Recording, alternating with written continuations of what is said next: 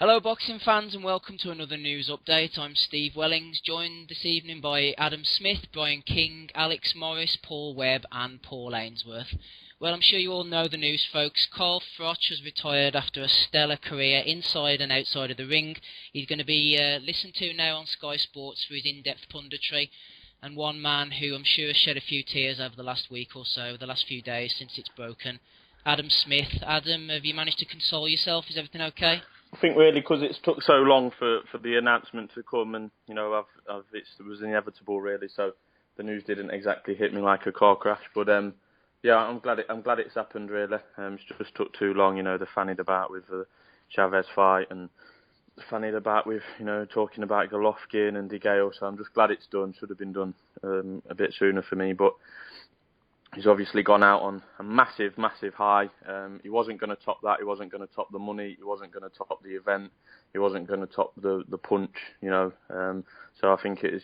He's gone out on the best of terms. I'm more devastated really about the video that went unrecorded the other day. I think someone was conspiring against me because I was on fire regarding Froch. But I know we've got a busy night tonight. So all I was going to say, I ain't comparing him to anyone else. He's had a great career. He's provided me personally and plenty of fans up and down the country with good memories over the years.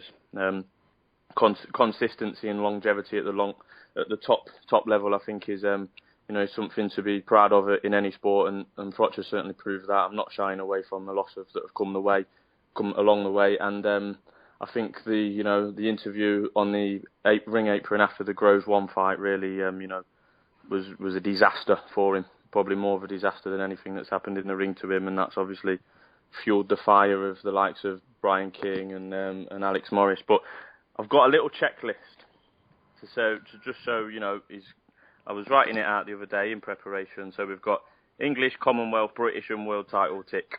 World title won on home soil. World title win on away soil. Defence of world title on away soil. Beating unbeaten fighters. Beating future world champions, some of them are still own world titles.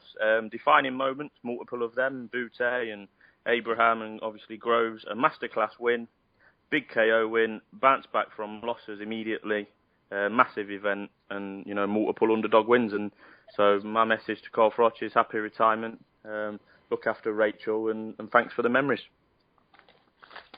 Fair enough, Adam. You put it very well there. Brian, there were big fights on the table still for Carl Froch, the likes of Golovkin, the big domestic showdown with James De Gea, who was the mandatory at a point. Carl's decided to hang up the gloves instead. Do you think that's a fair enough decision? No, it doesn't, because if you're right for the start, when he turned around and says that Calzaghe ducked him, said it was his mandatory. Now you can turn around and say that Groves was his mandatory, get that out of the way, but it doesn't matter. He vacated 2 belts, and that's what he done.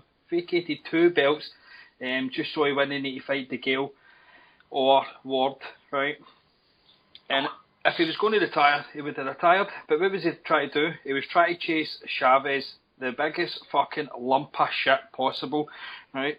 I'm trying not to be a hater here, right? But see this, like, Froch's resume. We can all pick apart everybody's resumes, right? But so I'm going to try and do this right now. Jermaine Taylor, the guy was absolutely fucked. He got absolutely done in with Pavlik, right? So he went up a weight. He was Froch was losing that fight. It was a good comeback. It wasn't a good fight. It was a good comeback, right? Andre Dirrell, we all know that fight. Andre Dirrell won that fight. He got bumped. Mikael Kessler, he beat him, right, and that was a pass at Kessler. That was Kessler that was already on the slide. It wasn't the one that fought Calzaghe, right? Then we go to Abraham, who was already beat by Dirrell, and he was coming up in weight as well. We can pick apart that. I know he was favourite to actually win the tournament, right? So I'll maybe let that slide, but I fucking probably won't. No, fuck that. He was coming up in weight, so no. Glenn Johnson, he's a cabbage, right? Andre Ward, they got absolutely schooled, right? And this is a one fight. Lucien Bute, we can pick apart his resume, right, but it doesn't matter. He was coming there undefeated, and a lot of people probably were picking him to win. So that's the one fight that sticks out here. Right, fair enough. Yusuf Mack, garbage. Mikael Kessler, he was already shagged. Groves, nah. Nobody was picking Groves to win other than Mark McFarlane, right? And a big shout out to Big Matt McFarlane, Jolt. He was the one that was picking Groves, but he was basically like a novice. He was technically like a novice. He had no resume himself. So I know they're turning around and saying that his resume was this, his resume was that.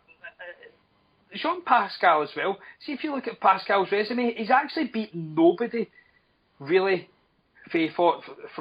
They'll turn around and say like Dawson, but that was a technical decision as well. So you kind of need to look a bit more into it.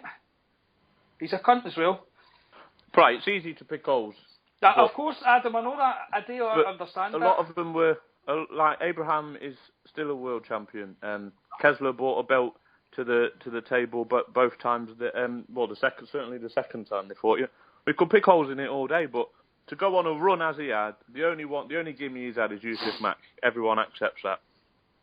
To go on the run he's had, over the years, it's easy to pick holes in the fights afterwards. He's had an excellent run, and really, he'd be the first to admit he ain't the most talented fighter that was ever born, and he's made a good job of it. Well, everybody knows I'm a big massive Ricky Burns fan, and one of the main reasons is that is because he get more out of the talent that he had, and he won 2 belts in 2 different divisions. That's a bit like Froch, right? But Froch's attitude rubs everybody up the wrong way. I don't even think I disliked Froch until that George Groves 1 fight. Right? Yep. And it wasn't so much what he was saying, it was the fact that the fight gets stopped prematurely, right? And see people that are the underdog, see if they get a rematch, more often than not, if they get a rematch, they're not going to win that fight. So that was Groves' one opportunity to win that fight, and it got fucking took away. And then after that, we seen it was just a fucking free for all, wasn't it? But see, afore then, I don't even think Froch actually even bothered me.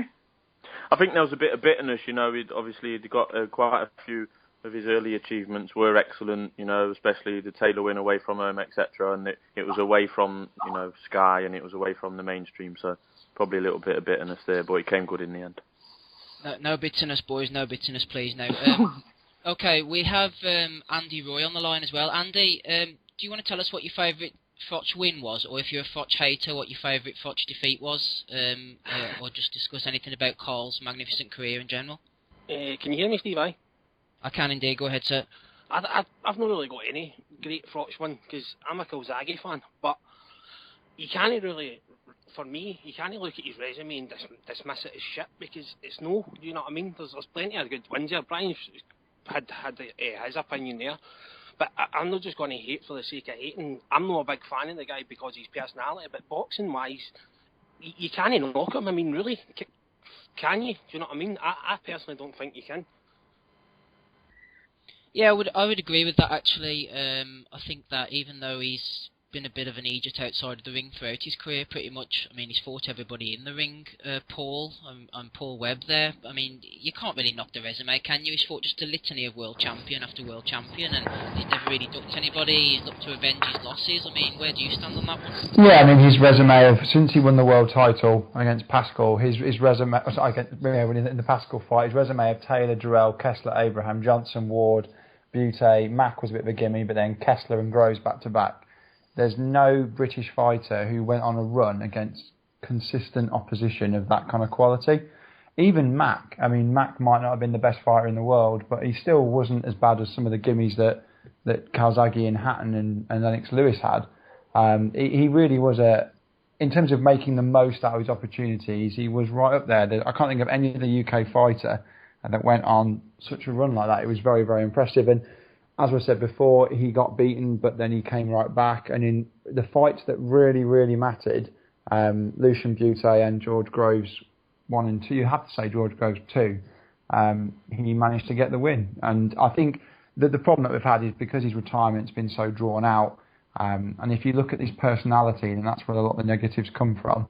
But if we were thinking of him purely as a fighter and his record, he's the best British fighter for the last few years, since Calzaghe went, you'd have to say. And it's like I say, British boxing will be worse off without him in the ring. Outside of the ring, his personality is what it is. He rubs a lot of people up the wrong way, but like I say, he's been responsible for some of the best nights we've had over the last 5 or 6 years. Paul Ainsworth, our friend Mr. Webb there has laid it out. Are you a Froch lover or a hater? I'm sort of in between. I think you've got to sort of separate Froch the fighter with Froch the person, because outside, like was being said, outside the ring, he's such a dick. There's no two ways about it. I think it was massively highlighted after the first Groves fight, but I think obviously before then, he'd not really been in situations where he'd been allowed to show himself a bit of a dick beforehand. But if you look at the big fighters we've had over the years, so if you look at Harden, I think you've got to say his resume. He was a bigger fighter to the UK than that. So Calzaghe, again, I'm never been a fan of Calzaghe, but Kill yourself. but Calzaghe's head and shoulders above Froch. He always was. I never liked the constant chasing, always bring up his name. He should have just carried on his own path, especially after being retired, and he still used to call his name. I think when we look back on Froch's career, it's going to be looked at for two opponents. I think it's going to be the night against Beauty. It's going to be the two nights against Groves. But the problem with that is, and there's a lot of people saying it already now, was Beauty overrated before he fought him? Possibly. And we still don't know how good Groves is, or how good he's going to be. So if he goes and loses to Jack the Ripper, which I don't think he will, but if he does, that makes Froch's wins look a whole lot worse. But you could argue the opposite though, surely. You could argue that, you know, a bit like with Jeff Lacey. I mean, you know, Jeff Lacey was touted as the biggest thing going, super middleweight Mike Tyson. After Calzaghe ripped him to pieces, he did absolutely nothing. And same for Lucian Bute. There were question marks about Bute, but he went into that fight as the big favourite. There weren't many people picking Carl Froch. So I think that still stands as a rule. And that's not looking at beating Pascal. He went on to win world titles at light heavyweight, and beating the other likes of Arthur Abraham, who again, you know, he wasn't the best fighter in the world, but the way he went about it and the way he showed he could box for 12 rounds showed he wasn't just, you know, an arms down by his side swinger. I think there were a lot of different facets to Froch's game, which a lot of people didn't really appreciate because he was slightly, from a technical point of view, he wasn't as efficient as someone like James DeGale or George Groves or Joe Calzaghe, but he found a way to win, which a lot of those fighters tend to come stuck in. Yeah, I agree with that. I sort of find sometimes with Froch you do see double standards. So like, if people try and downplay the Lacey win for Calzaghe, I'm not a Calzaghe fan, but like Calzaghe fans will generally say, oh well, it was the best at that time. But you see with Froch fans, they will pull down like Beauty or, again, I think like the biggest, you can argue the three biggest wins of his career are probably the Groves second fight, Beauty and Durrell. Obviously the Durrell win is very questionable, but again you've got people sort of finding things to pulling down on each of those wins, like, well, Beauty wasn't that good, well, Groves was winning the fight when he stopped him, and he beat him pretty much the first fight before. Durrell obviously was very unlucky. I sort of feel with Froch, people always still trying to give him a little bit of credit and take it away at the same time. Thanks, Paul. Yeah, we're just discussing Carl Froch's retirement here. We still have Rocco and Alex Morris on the line. They're going to give us some expert opinion in just a second. Just before they do, Brian, very, very briefly, I believe you want to come back on something? Just with regards to, you know how they keep saying that, well, you keep saying the runny people that he's fought, his resume. I'm just going to give you Hatton's. Hatton fought Kostya, who was top 3 pound for pound at that point, right? After that, he fought Carlos Mauser, who was another world champion. No, I'm not saying he's great. He was another world champion. He moved up a division, fought Louis Collazo, credible opponent at the time. Went back down a division, fought Juan Urango, who was undefeated, and he was a bit of a beast at that point. Then he fought Luke Castillo, who'd only lost to Mayweather and Corrales over the last few years. Then fought Mayweather, the best of our generation, probably the best ever, you know, TBE. Lost to him, fought Lascano, right? Then fought I can't believe you're using Ricky Hatton. Ricky Hatton, let's go back through that list. Brian, this is embarrassing, mate. Kostya had barely fought in 2 years. Carlos Mauser came into that fight 20-2. Luis Collazo, pretty much everyone that watched that fight thought Collazo. He had just beat Vivian Harris, who Vivian Harris was going to be fighting Hatton at that point. That was the fight he was getting lined up. Was that before or after Harris then got beaten by Junior Witter? And then he fought Luis Castillo, who already had 7 losses on his record, and he was about 40 years old and was an old man and quit after 4 rounds. You're exaggerating there. It was no way. He'd only lost to Corrales and Mayweather over the past 5-7 years or something like that. His losses came earlier on in his career. I'm not trying to say this is better than Froch, but he's trying to over-exaggerate these great fights that he had. These great fighters. He didn't have these fights. The time he stepped up, he gave. This is what the point you're trying to make out here that he had sort of fucking Sugar Ray Leonard record here. No, he didn't. Did someone say play? I don't know. Somebody's sound's starting to go a bit funny here, so I'm going to jump in. Rocco, are you there? Waiting patiently. I'm poised like a cobra. Jump in, Rocco. Let it all out, man. Shoot. Right. Right. Come on, Rocco. Are you there? Can you hear me? I can hear you. Carry on. Here we go. Look, at the end of the day, I mean, like Brian obviously don't like him. I don't like him. Adam does. So based on what we personally what we think of him is going to determine what we think of his record, his resume, his legacy, etc. Right? But I can be objective and say, even though I don't like the guy, like his personality, I think he's arrogant. I think he's you know, he don't like anyone else getting any credit. He likes to be the centre of attention. He's always clamoured for the public love, and that's why he always reels off the list of tough fights that he's had, which they have been a tough run of fights, but he reels that off as if to remind people, because people just don't love him the way they have, you know, the way Hatton and people like that. You know what I mean? He hasn't got the public's. Obviously he's got some because they think he's a warrior and all that, but you know, I just think personally his resume is good. But it depends what side of the fence you're sitting on. His resume, some people would say, well, he only took them fights because he joined the Super Six, and as part of the Super Six, he had to fight them people. It's not like he voluntarily took them fights when he didn't have to. He took them. He voluntarily signed the paper for the blooming Super Six. Lucien Boutte didn't sign the paper for the Super Six. But what I'm saying is, he took them, like he signed up for it, knowing he was going to have to take them fights. But you know that he signed up for that. I mean, and fair play to him. He has had a tough run of fights. Arguably, you know, his resume. You could say his resume is better than Calzaghe's. Yeah.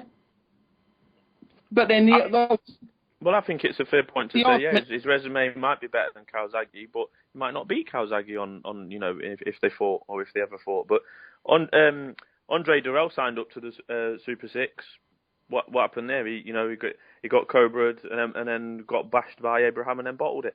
So you know, people pulled out of the Super Six. Taylor pulled out of it as well. Froch carried on, got beat soundly in the final, and then came back to majestically beat Boutte. Well, that's one thing I agree on, though. Froch has got a better resume than Calzaghe. Nobody's disputing that. There was kind of politics for that reason why Calzaghe couldn't get fights for basically Warren. But Froch has got a better resume.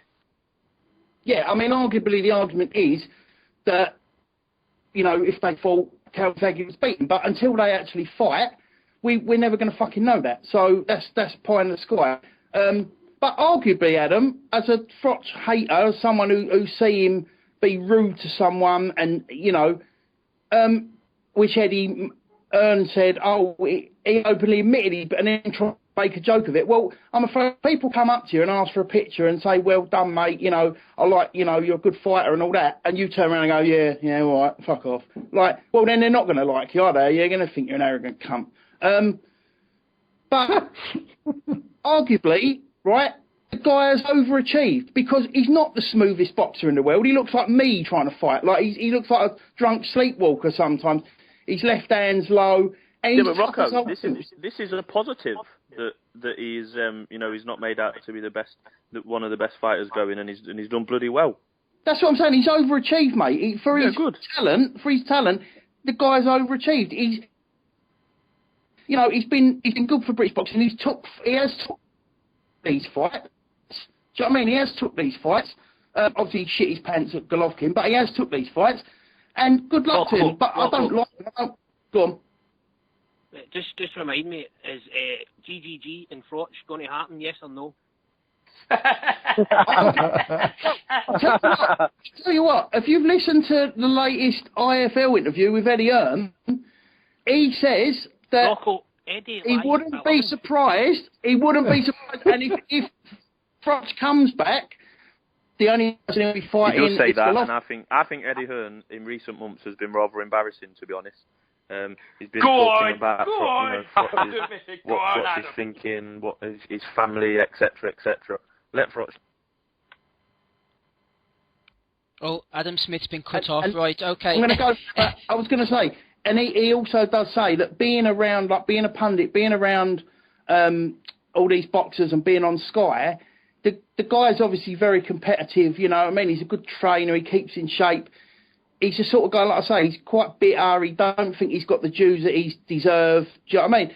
So that could be in around boxing still and seeing Gal, Rose, Ballum, Smith, whoever, getting sort of like lauded, might push him. But I don't think he will. He's retired. Good luck to him. Good riddance. Just wish I didn't have to see his fucking big schnozzle on Sky Sports regularly.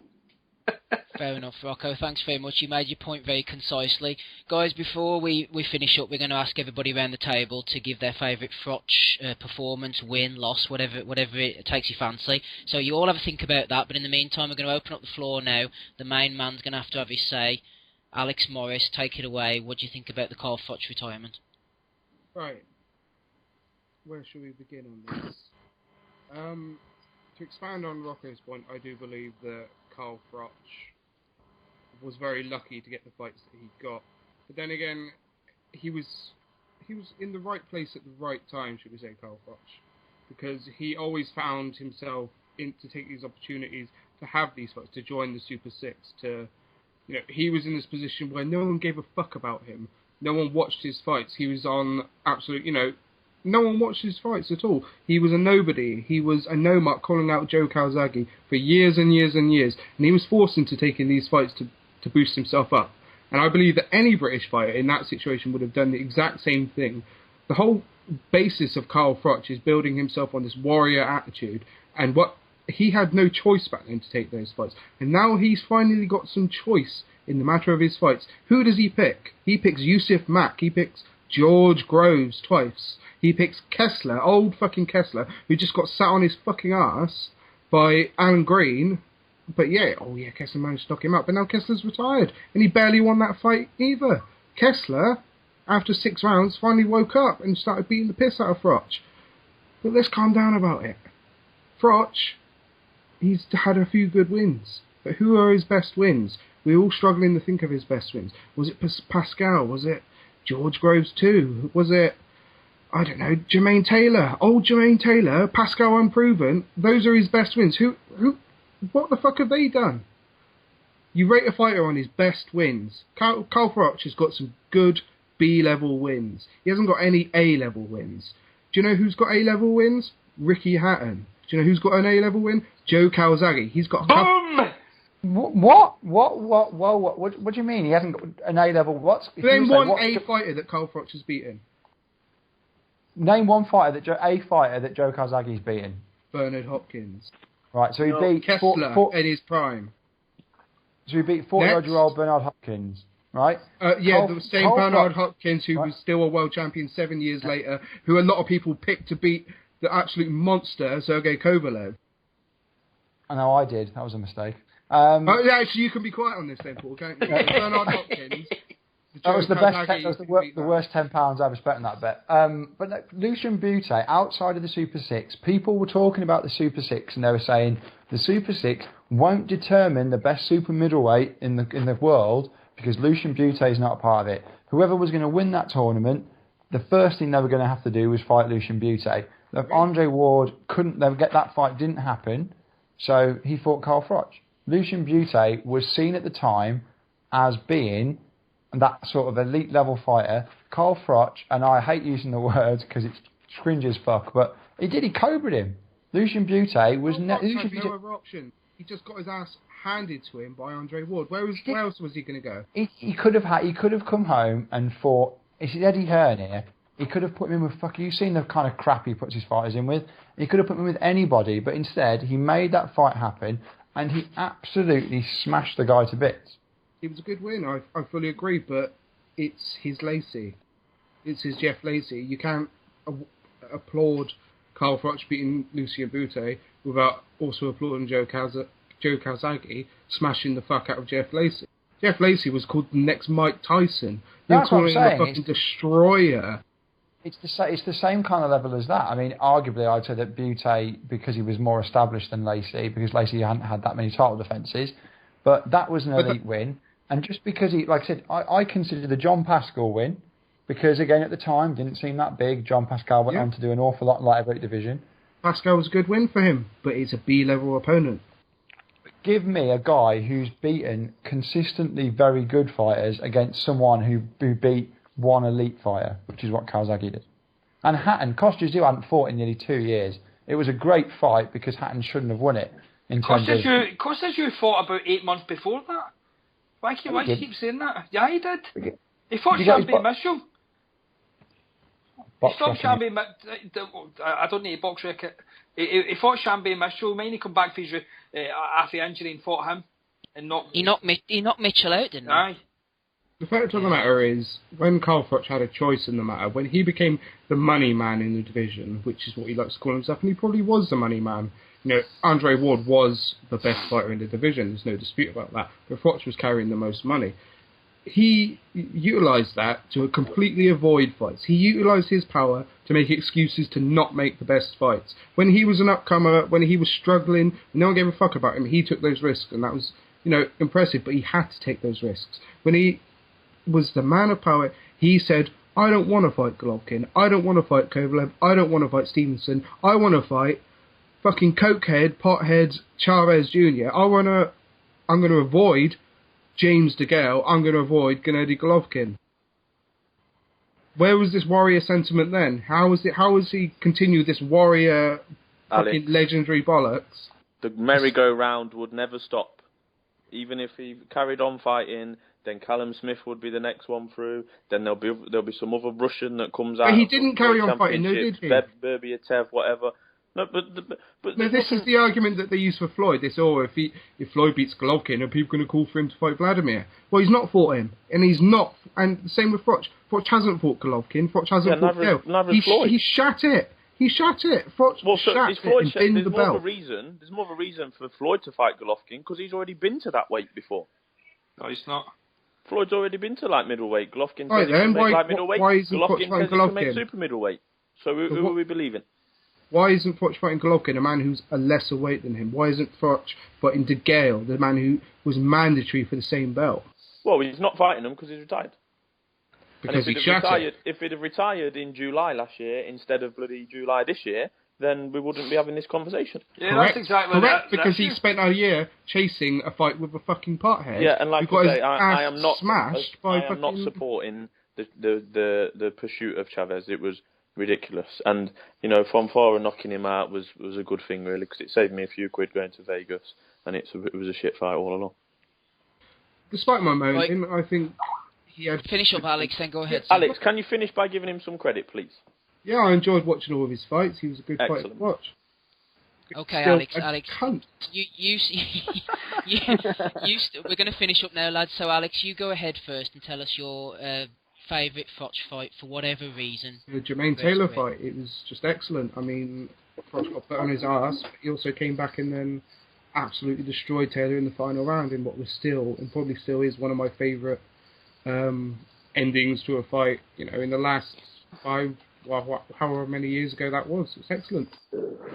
Okay. Rocco, what about you? Hang on. Can you hear me? Yeah, we can hear you. Go ahead. All right. I'm shaving around my mouth. Right. So my favourite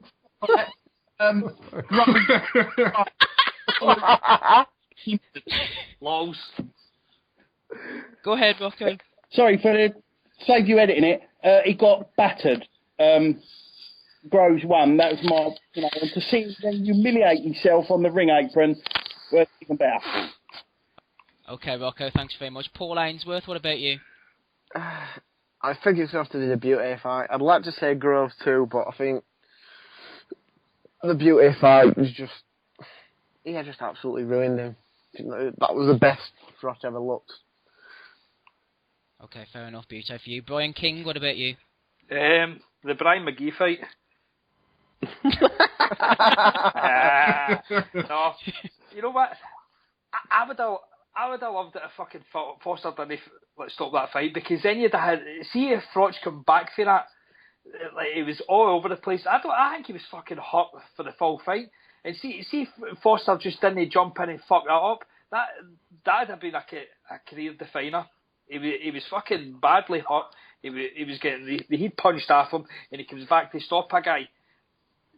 It was 10 seconds away from a of course he boxing was. classic. Foster fucking robbed every single one of us with that fight, but I want to say the Lucci and Booty fight, but I really want to say Groves won, even though they got stopped early. It was a great fight. I don't. Andre Ward. I'll go with Andre Ward. Okay, Andre Ward for Brian. Then Paul Webb, what about you? There's quite a few to choose from. There were some very good fights, but I think anyone that was in the Capital FM Arena the night we smashed Beauty to bits would say that was his best. The whole build up to it, this was it. He had to pull off this win, because I think the Groves fight wasn't. If you look at Groves 2, it wasn't the most exciting fight to watch. It was a very technical fight up until the big punch, so it did lack that bit of excitement. Beauty was just stunning. It was just like watching a car crash. It was just that one-sided, and it was a brilliant night that evening. Beauty for me as well, Steve. I went into the arena that night. I was so nervous. Honestly, I was the most nervous I've been probably ever, to be fair. And it was. His career was on the line. He would have probably packed it in if he'd have got done that night. And then, although it's not the highlight overall, I was glad I was there at Wembley last year. To actually, see the event, and obviously it's I was on a boxing asylum recording there after celebrating as such. The Kessler 2 fight was good as well. I thought, as much as it was a convincing win for Froch, I don't think he was ever at any point losing that fight, but that was a belter fight as well. Yeah.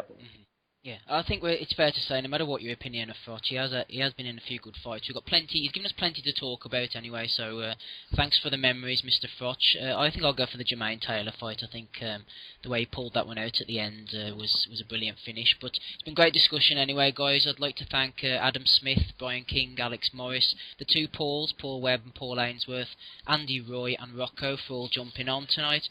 I've been Steve Wellings, and don't forget to like, subscribe or comment, or even share this YouTube video, and we'll speak to you all again soon. Thanks for listening. Calzaghe, Lionel Champ. Carl Froch, British boxing legend. I want to change my pick to the fight in my head between Carl Froch and Joe Calzaghe. The utter destruction. I want to change it to Stop the recording. Sky Sports Face Off, the little push and a pull about. I think that was the best part. Get your boy, he's going to cry. Stop the recording.